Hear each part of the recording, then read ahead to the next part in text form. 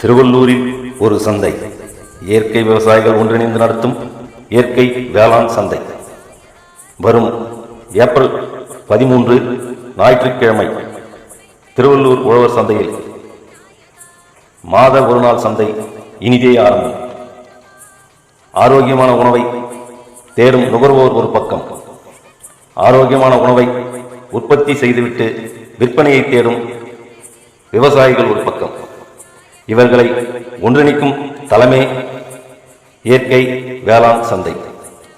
இந்த சந்தைக்கு வரக்கூடிய எல்லோருக்குமே ஆரோக்கியமான, ரசாயனம் கலக்காத, நஞ்சில்லாத காய்கறிகள், பழ வகைகள், அரிசி வகைகள், மேலும் மதிப்பு கூட்டப்பட்ட பொருட்கள் அனைத்தும் ஒரே இடத்தில் கிடைக்கப் போகுது. உழவர்களுக்கு உரிய விலை, நுகர்வோருக்கு தரமான பொருள். அனைவரும் வாரீர், ஆதரவு தாரீர்.